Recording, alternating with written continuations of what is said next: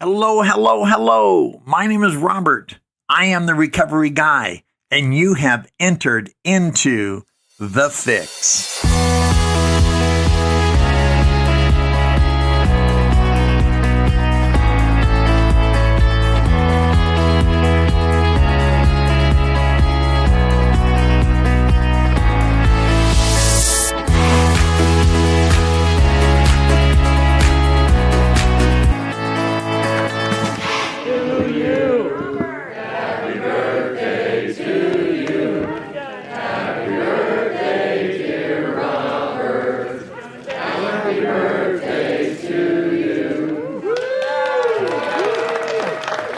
Thank you very much.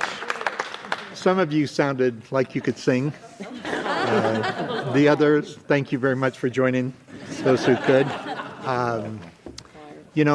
My name is Robert Pardon. I'm a recovered alcoholic. And I had a friend of mine early on in sobriety, Scott Shields, who's still sober today. He's got 41 years now.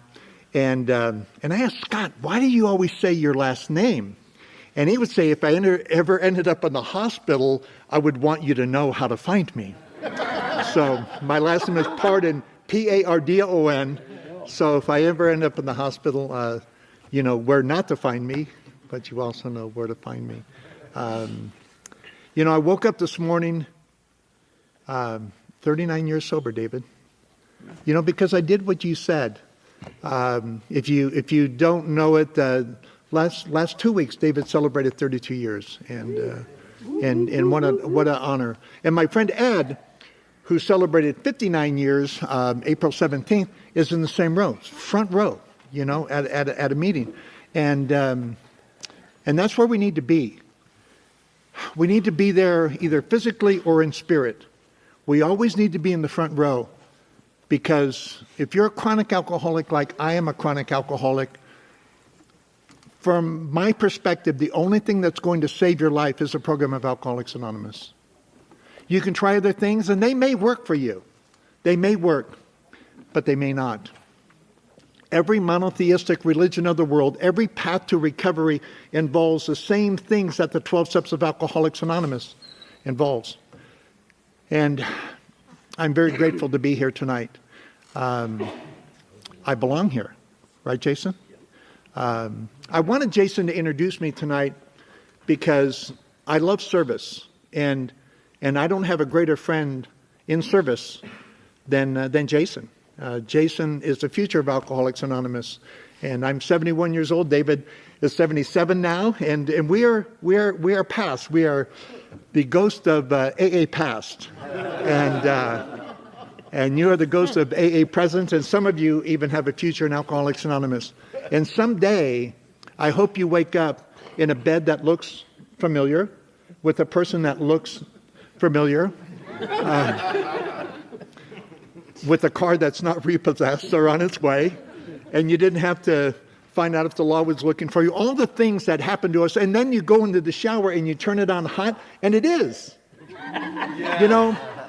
And these are things that are miracles in the beginning, but we come to expect them as a part of our sobriety as we go. And I really want to say thank you to Justin B., who's here. Justin, raise your hand. Justin is a great friend. Whitney and I do a monthly podcast with Justin called the Ask It Basket. And so wherever you can serve, you need to serve. That's why Justin is here tonight. He's part of his service and part of what he does. And I invite you all into getting over denial. Because you probably heard it before and you'll hear it again, that alcoholism is one of the only diseases known to man that will tell you don't have it. And you may have heard this joke before, because I know 4 jokes, and so they get recycled periodically. So there was a Baptist, there was a Catholic, and there was a Jehovah's Witness, and they all end up in hell. And the Baptist says, if I'd have just done what my pastor said, I wouldn't be here. And the Catholic says, if I'd just done what my priest said, I wouldn't be here. And your Jehovah's Witness sat in the corner and said, I'm not here, I'm not here, I'm not here. And that may be some of you this evening, but you are here. We don't end up in these rooms because we don't have anything else to do. We end up in these rooms because we're very sick people. And there's nothing wrong with being sick, providing you understand that there's a solution for the sickness. We are people. I'm going to read to you, because this is so interesting. For those of you who don't understand the program of Alcoholics Anonymous, I'm going to read to you, there is a solution. So bear with me just one moment. We of Alcoholics Anonymous know thousands of men and women who are just as hopeless as Bill. Nearly all have recovered. They have solved the drink problem. We are average Americans. All sections of this country and many of its occupations are represented, as well as many political, economic, social, and religious backgrounds. We are people who would not mix, but there exists amongst us a fellowship, a friendliness, and an understanding which is indescribably wonderful. We are like the passengers of a great liner, the moment after rescue from shipwreck, when camaraderie, joyousness, and democracy pervade the vessel from steerage to captain's table. Unlike the feeling of the ship's passengers, however, our joy and escape from disaster does not subside as we go our own individual ways. The feeling of having shared in a common peril is one element in the powerful cement which now binds us. But that in itself would have not held us together as we are now joined. And that's true. We come in for the fellowship. We come in because we're lonely. If you would have told me recovery was first, I'd have left. Because recovery is work. Recovery is a degree of honesty that you will never experience anywhere else, because by the time I'm confronted with honesty, I'm drunk. I'm high. I'm doing something else to sabotage what my reality is. And so the fellowship of the program is like the hook, but recovery is the boat. More people relapse, and I really love Jason's approach to working with newcomers. If you haven't surrendered to your condition, you're not done. You're just not done. And it's sad, because I know what your bottom is going to look like. When I relapsed after 71 days on April 19th of 1986, within 5 days, David, I ended up in a hotel room wondering how the hell I got there. How could I get there so quickly when I knew? I was sober when I drank. I was 71 days sober. I knew that it wasn't a physical phenomenon of craving. I made a conscious decision to go drink. So if you think your relapse is an oops, stop lying. Our relapse are an informed decision based on the evidence that we have, and we make a decision to touch that button that says self-destruct. So come in, like David says, sit all the way down, and allow us to love you until you can learn how to love yourself. Allow us to instruct you in ways of the big book of Alcoholics Anonymous. If you're a member of Alcoholics Anonymous and you don't have a big book, see me after the meeting. We'll make sure you get one. But if you get one, you have to read it, because 100 men and women wrote this big book precisely to show you and me how they have recovered. Matter of fact, they said, we hope this book is so convincing that no further authentication will be necessary. And when they say that to me, I needed to learn. You know, so many of us grow up in households that are either perfect, or they're middle of the road, or they're not good at all. And yet, if we did a survey, a canvas of this room, we'd find elements in everyone. We'd find elements where you were the middle child of 7 kids. We would find out you were an only child. We would find out you came from a broken home. You came from a home that was never broken. You came from a high socioeconomic level. You were poor. You were middle of the road. All sections of this country, many of its occupations are represented. That's what this page is talking about. We are a people who normally would not mix, but there exists among us. And they use the word camaraderie. Camaraderie is an interesting word. It essentially means people who have shared in a common peril, who have something in common based on an activity or a current life situation. And if you're in this room tonight, we have a commonality. We have something, and those of us who have been around for a while, we know the path. You know, when I first came into the rooms of Alcoholics Anonymous, I was greeted by a number of people who sounded just like me. They understood where I came from. They understood what I was going through, and yet their life was different. They had a job. They had a significant other. They had a car. The state wasn't looking for them for some warrant they couldn't even remember. Remember that? I remember this day before pages, I would call the police department and say, is there a warrant out for Robert? I didn't know. I spent my first 2 years in recovery just looking over. I hated to get pulled over because I thought, what if they found out something about me that I'd forgotten, And I, try spending that when you're sober, your first couple of years, because you just don't remember. It says in the doctor's opinion, we are people who no longer differentiate the true from the false. We don't know what's real, what's not real. I was telling stories 3 or 4 years into my sobriety and thinking, did that really happen? That seems pretty wild, But some of them did, and some of them didn't, and the rest of them didn't matter, All I know is that alcohol saved me from blowing my brains out. When you grow up, as many of us grow up, and you're always wondering where you fit, because where you're at, you don't fit. I always wanted to be somebody else doing something else somewhere else, but I didn't want to be me. I remember going to sleep at 5 and 6 years old, crying myself to sleep, wondering why it hurt so much being me. And I'm 5. And it doesn't matter whether my dad was alcoholic or not. It doesn't matter. Because many of you had wonderful parents who never drank, never used, never did anything. And yet we have the same feeling. We come from the same place emotionally. So by the time I drank when I was 14 years old, I drank the first time because I could get away with it. I drank the second time because how it made me feel the first time. It put me in a state of an almost. When you are nothing, you come from nothing, and you're always going to be in nothing? Being an almost is everything. And the disease of alcoholism is so progressive, it sneaks up on you so much.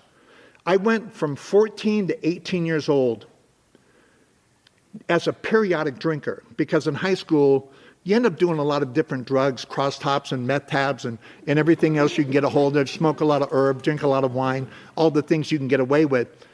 But drinking was something I could, because drinking was easily detectable. So I did a lot of Seconal. And actually, that was a good memory. No, just tripping. However, one time I was so stoned on mescaline, I was at a Joe Walsh concert up in Santa Barbara County Bowl, and you remember that, David. And so Joe Walsh and Bob Weir from the Grateful Dead and Bill and Wanda were with me, and we're in their car, and we were going for like 45 minutes, and we couldn't figure out why we weren't closer to the McDonald's, and then we realized we weren't moving. And we thought that was perfectly normal. And we had a good laugh out of that, and we're laughing about it today. But the disease of alcoholism was so progressive. By the time I was 18 years old, I dropped out of high school because I knew that I wanted to drink. I didn't want to go to school because school became an inconvenience. I dropped out of high school when I was 18 years old on January 3rd of 1972.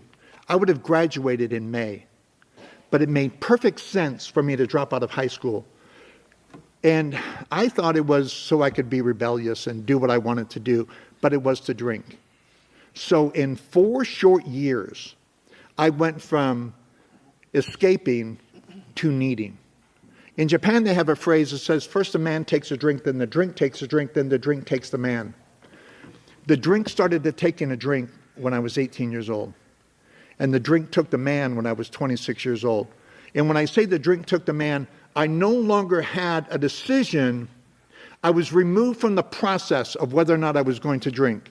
It was how much, it was what, and it was when I was going to pick my spot to drink. Because I had been removed from the equation. And between 14 and 18 years old, I tried to be different. I didn't know that I was an alcoholic. I just thought that when I drank, I felt better about me. I was very shy. I went to bed till I was 11. I had a lot of anxiety. I just never felt right around anyone, especially family members. And so my method of escape was always alcohol. When I felt uncomfortable with anything, I always drank, I always used. And then when I became 18 years old, I could drink on a full-time basis. So we begin trying to masquerade because we know something's wrong, but we think it's out there. We don't understand that what's wrong is in here. And so we try different things. We try relationships. We try jobs. We try moving. We try everything we can because, as far as Father Martin would say, the number one job of every alcoholic is to protect the supply. And I was ready to admit anything, but I wasn't ready to admit that I had a problem with alcohol, even though it was beginning to be quite obvious. And so I went through the marriages. I went through the jobs.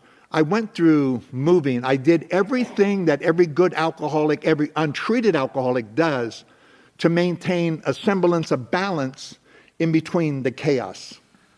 And our life is chaotic. Some of you know that more than others know that. And all we have to do is surrender. But I wasn't ready to surrender because I didn't even know what the problem was. I thought it was you. I didn't know it was me. And that's maybe the hardest thing that any alcoholic can do is to surrender, is to say, I know what's going on out there, but I also know what's going on in here. That's why on page 30 of the big book it says, we have to fully concede to our innermost self that we were alcoholic. This is the first step in recovery. And if we're not willing to make that step, we'll never get well. We will never get well.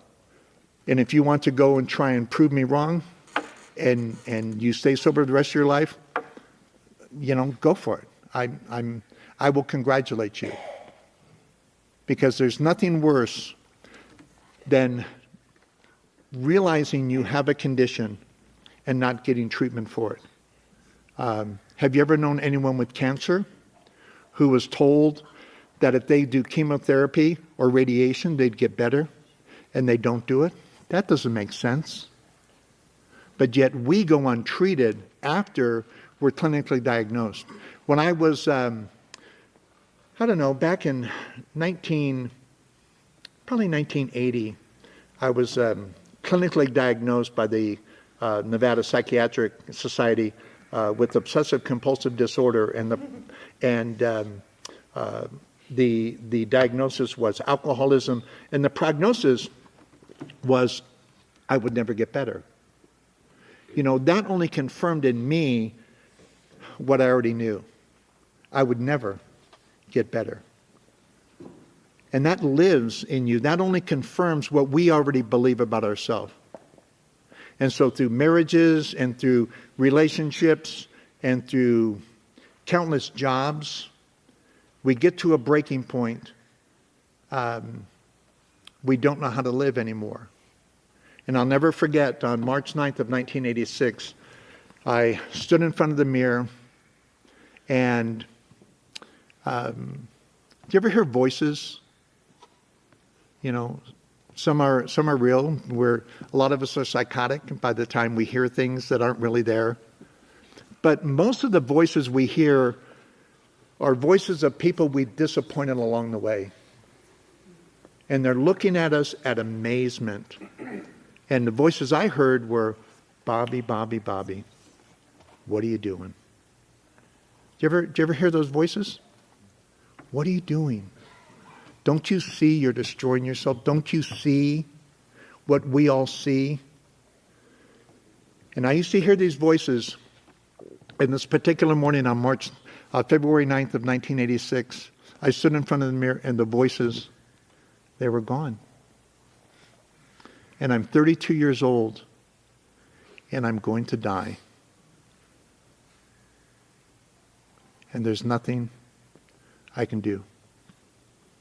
Not anything, because I didn't even know who I was, let alone what the solution was. And there are a few things that have scared me in my life. That certainly is top 5 of frightful experiences. And many of you have had those experiences where you've looked at yourself in the mirror and saw yourself as dead. And there's nothing you can do about it. It's like a runaway freight train. There's no stopping it. It's going to do damage, and then it's going to get off the tracks, and it's going to be destroyed in a fiery collision. And that scared me so much, I went and looked in the yellow pages. Of all things, under alcoholism, of all things, I would have never admitted that I was an alcoholic. I thought an alcoholic, growing up in LA, I thought an alcoholic, when you grow up where I grew up on 3rd and Hill in downtown LA, just a few blocks from Skid Row, an alcoholic was homeless. I hadn't got there yet. Drank wine. I only drank wine if none was available. And their residence was a shopping cart. And I thought in my mind I was far from that. So I didn't fit the characteristics or the visual that an alcoholic held in my mind. And yet here I was looking in the yellow pages under alcoholism. And I'd lost my job the previous night. I'd gambled all my money away. I got sober in Las Vegas, so gambling was my first 12-step meeting, and I had no insurance. So I'm calling treatment centers just hoping someone would take someone who was afraid they were going to die. And I'd called and I said, this Robert, I think I have a problem with alcohol. Do you have insurance? No. Do you have a job? No. Do you have any money? No. Click. Countless times. Then finally I called up the Nevada Treatment Center.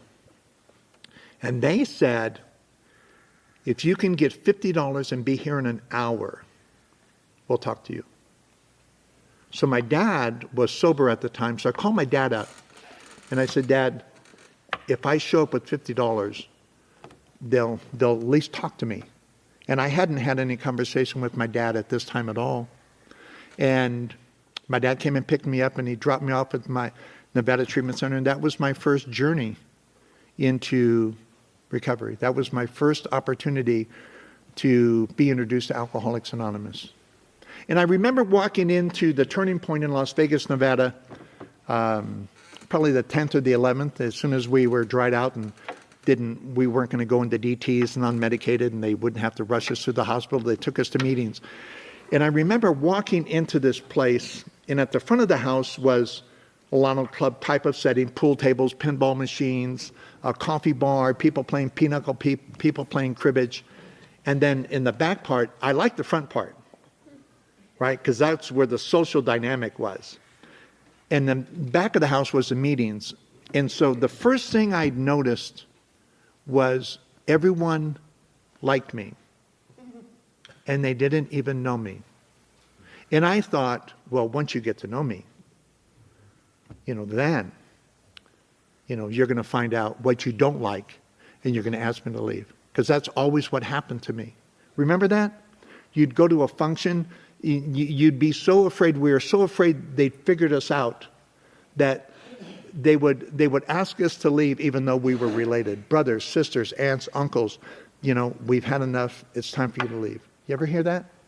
I used to hear that on a regular basis. You're not wanted here, or you wouldn't get an invitation at all. And I went into this room, and I liked them, but I didn't know what they had in common was honesty, which is the first step in recovery. Honesty, open-mindedness, and willingness. They're essential. And I didn't learn about the honesty part until we went into the other room. And I went into my first meeting of Alcoholics Anonymous, and I was amazed, as many of you are here tonight, that people who didn't know me knew so much about me. And I knew they knew about me because every time they spoke, they were telling a part of my story. And I'm smart enough to figure things out rather quickly. And I figured if I could talk like you, recite like you, and act like you, I would be you. I didn't realize how important honesty was.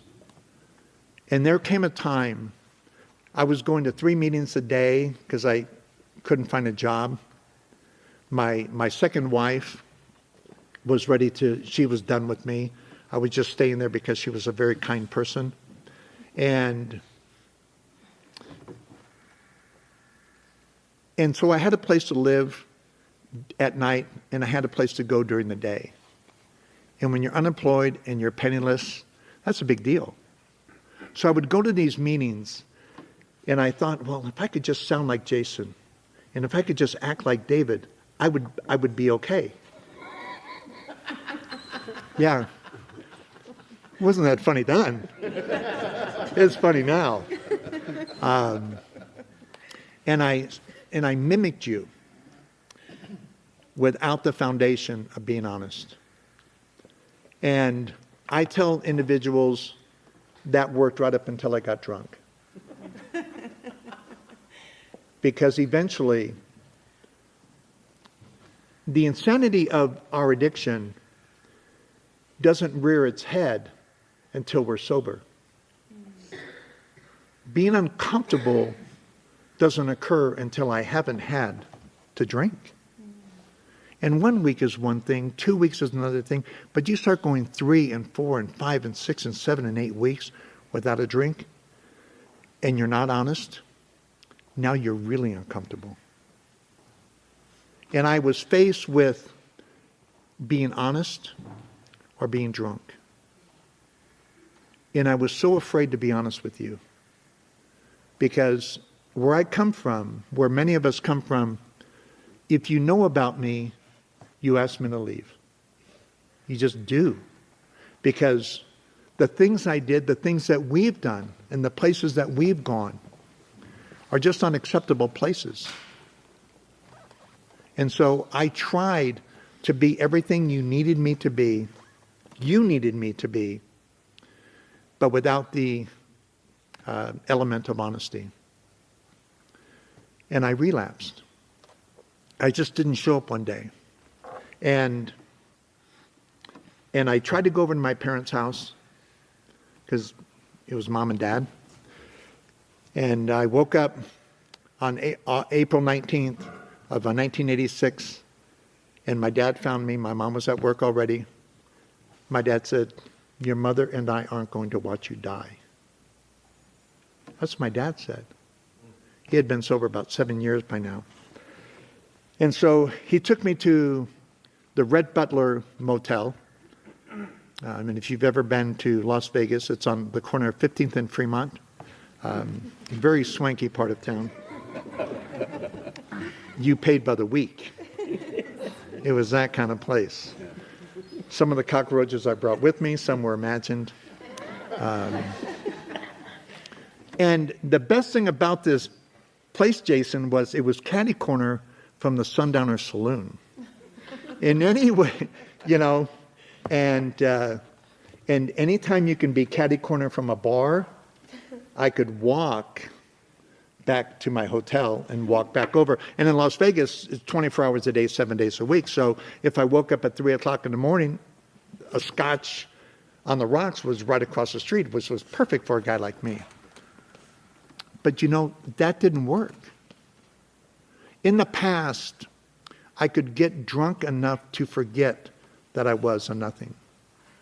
Every now and then I would be an almost. But I stopped being an almost. The more I drank, I never got close to an almost again. I was still a nothing, going nowhere. And again, I ended up in this hotel room, and a moment of clarity. I can't get drunk anymore. Remember those voices I told you about? They were replaced by you saying, "Keep coming back. It works when you work it. Take it easy. First things first. Rarely have we seen a person fail who has thoroughly followed our path. The things I was hearing in the room were the voices in my head now. And I woke up on April 25th of 1986, and I knew the only place for me to go was back to the rooms of Alcoholics Anonymous. And so being the good alcoholic, you try to sneak in the back door. Hopefully you won't be found out. So here I am at the end of the late lunch bunch meeting. My sponsor, Max Brooks, who never goes to this meeting because of work, was not only at this meeting, but he was there like 45 minutes, an hour after, as if he had an appointment. And I walked in the back door, and if I had chewing tobacco, I would have swallowed it, because there he was. And Max didn't say, "Where you been?" because he knew. He just said, "Are you ready?" I said, "Max, I'm ready." I said, "What do I do?" He says, "Everything I say." And we got on our knees and we did the third step prayer. And that was 14,245 days ago today.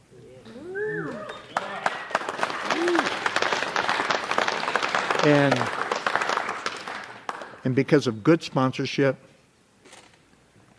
service that Jason spoke about, countless AA meetings, and going to sleep listening to the Big Book, I'm sober. You know, what's great is that if you're new or relatively new to the program of Alcoholics Anonymous, we don't have to reinvent because you're sicker than us. Although some of you probably are. Whatever they told David was what they told me. What they told Justin. What they told Jason. What they told Scott. What they told Russ. What they told Nicole is everything that they told me back in 1986. I have a friend named Ed Lynch. He's sober 59 years. Guess what they told him? Everything they told me. The program doesn't change. What's changed? We've changed. We've changed because we refuse to get uncomfortable long enough to get comfortable. It's still true. No matter how many editions they come out with, I'm still a second and third edition guy. The forward to the first edition will always be there. We have recovered.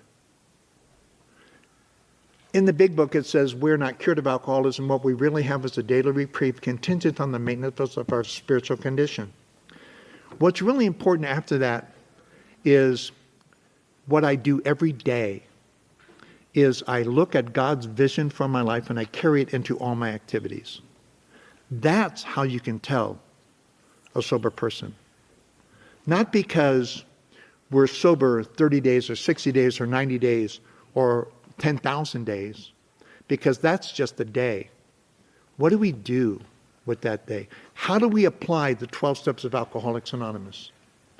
Do we really apply them, or do we just pay them lip service long enough to graduate from the program that we're in and sound good in AA meeting? Because I've been in AA meetings untreated, and I've been in AA meetings treated. And I like being treated a lot better. You know, I need to know that there's a solution. A solution. So if we are under the idea that it's my program, I'll run it out, bullshit. This is the program of Alcoholics Anonymous. You'll do it the way it's written, or you'll drink.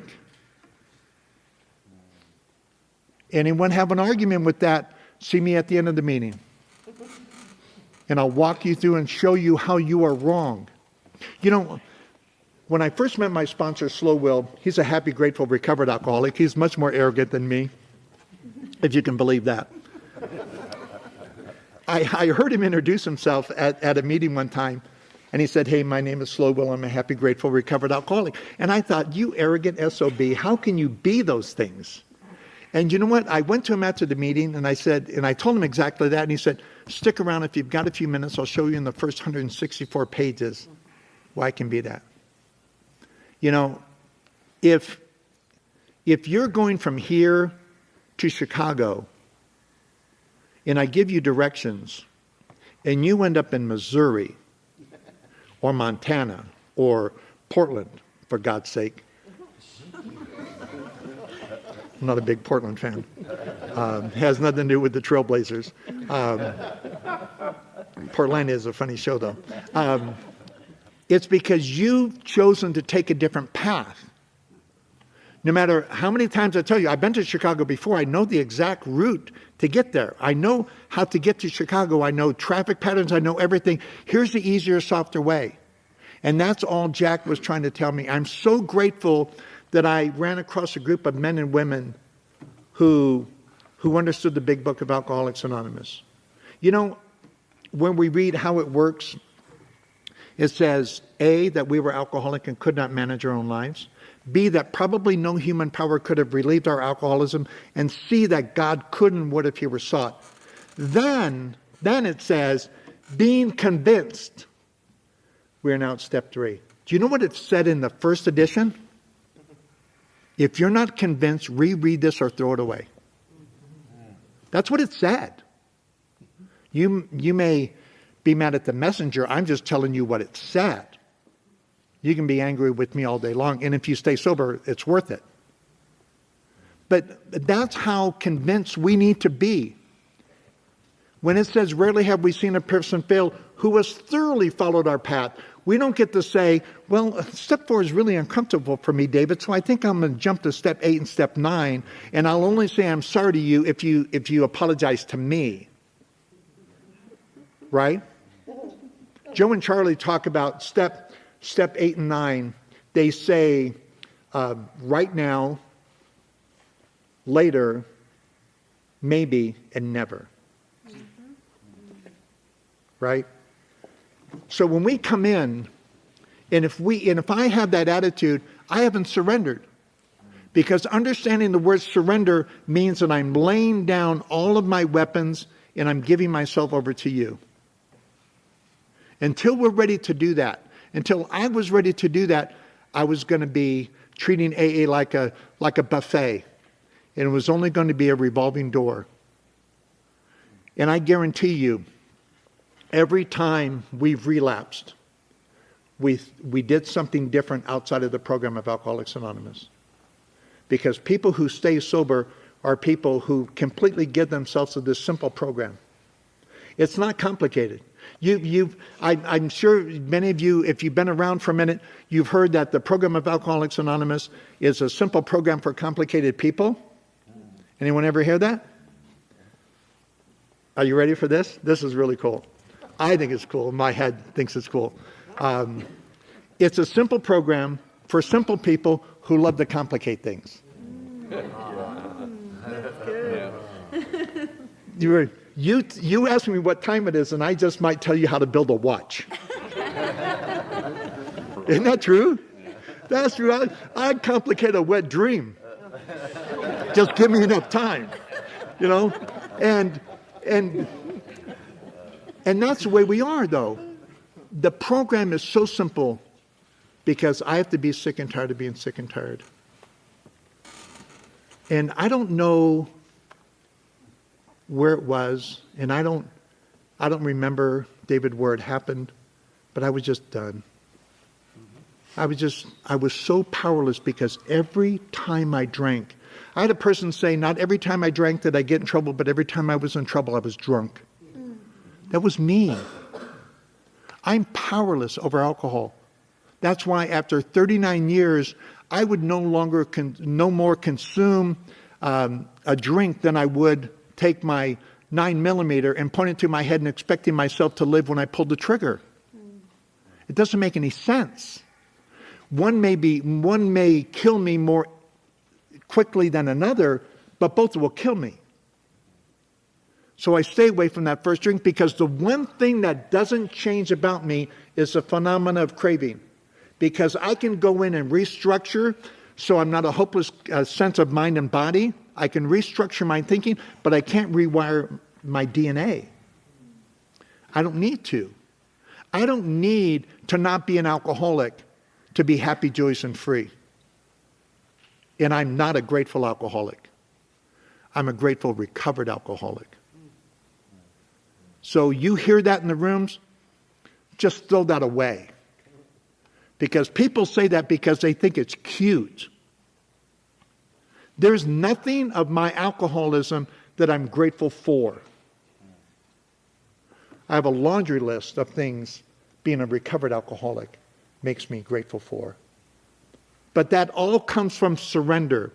I admit I was powerless of alcohol, that, not and, because don't add words or detract words that don't exist there. There's a hyphen between I was powerless over alcohol, hyphen that my life had become unmanageable. As a direct result of my uncontrolled drinking at inappropriate times, my life had become unmanageable. I could no longer manage my life under the effects of alcohol, period. And when I consider my life, step 2 was almost refreshing. I came to believe that a power greater than myself could restore me to sanity. Can God do it? Yes. What's the common denominator? Me. In the foreword to the second edition, it says 50% of the people who really tried never drank again. 25% of the people who relapsed, who really tried, never drank again. That's 75%. What's AA's success rate today? 10, 15, 20% at best? If we inflate the numbers, it's 25. So what's happened? I'll tell you what's happened. Treatment centers happened. We go by a program that says we graduate, but we're never graduated. I'm never graduated. I don't need to graduate to be happy, joyous, and free. I just need to believe that my life prior to being treated was insane, because only an insane person does the things over and over and over again that we do. And it's not until step 10, Jason, that I get restored to sanity. For this time, sanity will have returned, right? Then, don't get step 3 twisted. Became willing. So often I go into treatment centers and I work with others. They think they need to find a higher power in step 3. We don't. We just need to become willing to turn our will in our life. Is there anyone in this room who's not willing? I don't think so. All we have to be is willing. And what's great about that word willing is, willingness is the key that unlocks the door and it opens of itself. And then we have the arduous task of immediately doing step 4, where we're taking a fearless and moral inventory of ourselves. By this time, hopefully, we've found a sponsor. We found someone that we can relate to, that we can tell our deep, because we're only as sick as our secrets. You harbor a secret, you'll stay sick. We need to find a person that we can trust, or more than we trusted anyone else in the past, and be willing, because God already knows. We already know. My friend Tom Bennett said, it's 3 o'clock in the morning and the lights are out and nobody else is there. You know what the truth is. Is anyone in this room doesn't know the truth about themselves? Really? I think you do. We all do. Without His help, it is too much for us. And so we share that with God, with ourselves, and another human being, the exact nature of our wrongs. Once these natures are revealed, once I let the cat out of the bag, I really become anxious that God would remove the defects of character. God necessarily hasn't removed them yet, but I'm ready. I'm ready to stop being the person I was. Aren't you? And then I humbly, because now I know I've admitted the truth about me, and I'm ready to have these shortcomings removed. Step 4 populates step 8. And in step 8, don't be afraid of step 8, because all I'm doing is making a list. I'm not sharing it with anybody. I'm not talking to anybody. But I'll tell you what, the majority of the people in our life, they just want us to be sober. They don't need anything from us any more than God does. They just want us to quit pushing that button that says burn your life to the ground. That's all they want. Some want more. That's up to them. And then when we get to step 9, became willing to make direct amends to them all, except when to do so would injure them or others. There's people in my life, for their own reasons, haven't forgiven me. Does that mean I haven't done a successful step 9? No. It just means that for whatever reason, they can't get past who I was or what I've done. That's on them. I'll tell you though, the greatest advantage that we who have recovered find is steps 10, 11, and 12. Because we get sober by honesty, open-mindedness, and willingness. We stay sober by unity, service, and recovery. Step 10 reminds me of my humanity and my need for God. My sponsor, Slow Will, he's been sober 45 years. He says, if we clear away the wreckage of our present, it doesn't become the wreckage of our past. I like that.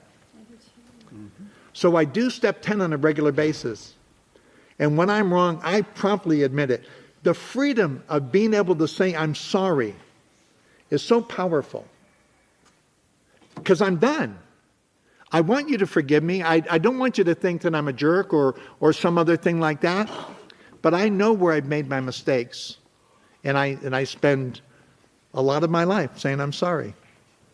Because I'm not perfect. You know, I strive for progress. Although my goal is perfection because I want to be like God who is perfect. That's personal side note. And then in step 11, I sought through prayer and meditation to improve. See, I'm on a journey. I was introduced to God in step 2 when I came to believe that a power greater than myself could restore me to sanity. And I began that journey. And it's refreshed. I'm improving that journey every day. My conscious contact with God. As we understood God, praying only for the only. That's an inclusive word. Means I'm not praying for anything else. Only for the knowledge of His will for us and the power I want. Anyone in here else want power? I want power. Because I gave up all my power in step 1. But I was powerless over something that was killing me. Now I get to have power over something that gives me life. Not a bad exchange. Right? How many want to live, not die? Show of hands. I want to live. I don't want to die. I mean, I know I'm eventually going to die. I'll do everything I can not to get hit by a bus on my way home tonight. But I want to die sober and old, laying in my bed, praying, or flirting with my wife, either one. Praying that she flirts back with me. That'll work. So, but the power of step 11 is something that I do every day. I talk to God all day long. And I acknowledge that spiritual awakening in step 12. And then I go help another alcoholic. And then what I get to do is practice the principles in all my affairs. See, one of the problems with AA nowadays is we think recovery is about us. It's not about me. It's never been about me. Matter of fact, I'm pretty much done with me. It's about you. It's about others. I have to be willing to be third in order to be first. I have to be willing to be last. If God is the author of my life and He points me to you and He says, if you do these things, I'll give you anything you've ever wanted. And God has. You know, I got sober when I was 32, and I've had a wonderful opportunity to reinvent myself. Does that mean my life is perfect? Far from it. You know, I've got an older daughter who responds to my messages and things like that, but, you know, She's probably closer to my brother than she is to me. And that hurts. But I can't be any more sober than I am. You know, I have another daughter who thinks I hung the moon, and I'm not going to tell her I didn't, you know. Sobriety is so good to me. Check this out. This is great.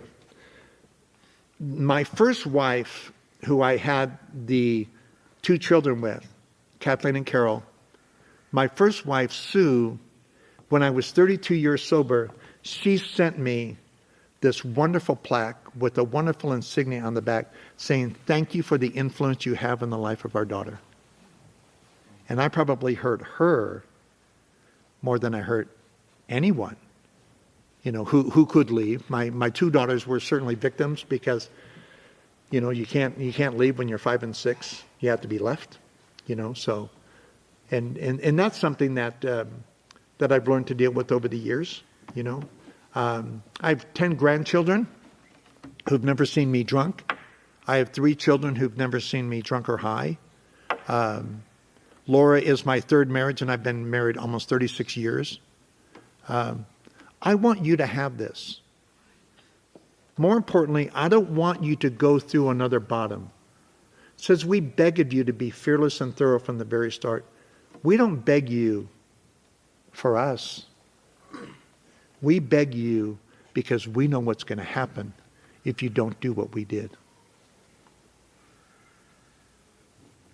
Do you understand that? If you haven't surrendered, surrender. If you don't have a sponsor, get a sponsor. If you don't have a big book, get a big book. You know, there's an adage out there that says meeting makers make it. You know, I can say I want to be something as much as I want to say I'm be it, but if I don't act like it, meeting makers don't make it, because I was going to a lot of meetings and I ended up. People who are honest, those are the people who make it. They go to meetings, they read their big book, they do all the things that we were told to do. Ian, is there anything I've said tonight that you weren't told to do when you first came in? Probably not a thing. And those who've been sober for a while, my friend Scott, Justin, Whitney, we do the same thing. We're not asking you to do something that we haven't done, because that would be hypocrisy. That's why we serve, because we want you to serve. I was talking to Rhonda before the meeting. She's involved in service position. She's here earlier than anyone making coffee. You know, and that's what we do. We serve others. And somewhere along the line, we find out who we are. So we beg of you to be fearless and thorough from the very start. Some of us have tried to hold on to our own ideas, and the result was nil until we let go absolutely. Remember, we deal with alcoholism, cunning, baffling, and powerful. Without help, it is too much for us. But there is one who has all power. That one is God. May you find him now. My name is Robert, recovered alcoholic. Thank you.